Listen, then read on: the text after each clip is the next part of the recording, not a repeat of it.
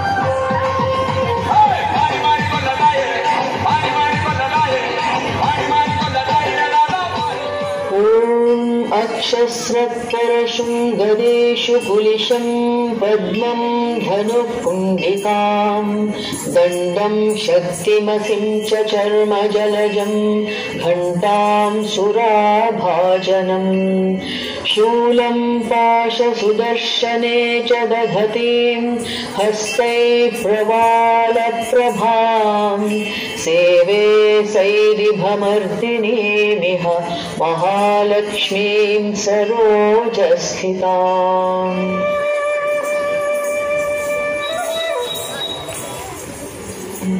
ఇక దేవి రెండవ ఆవిర్భావం చెప్తాను వినండి. పూర్వం మహిషాసురుడు అనే రాక్షసుడు ఉండేవాడు. అతడు తపస్సు చేస్తుంటాడు.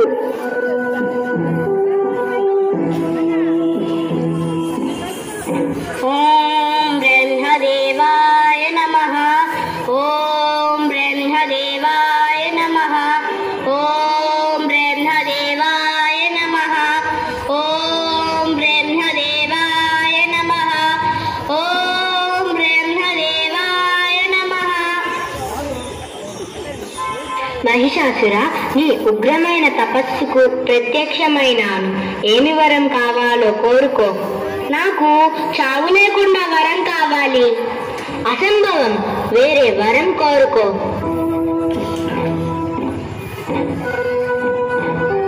సరే, అందరికంటే శక్తిహీనురాలు స్త్రీ. ఒక స్త్రీ తప్ప వేరే ఎవరి వల్ల నాకు చావు కలగకూడదు. తదాస్తు.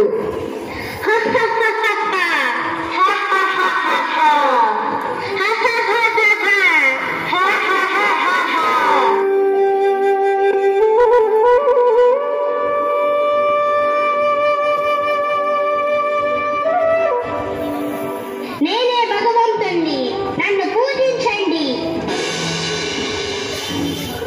మహిషాసుర, ఆగు.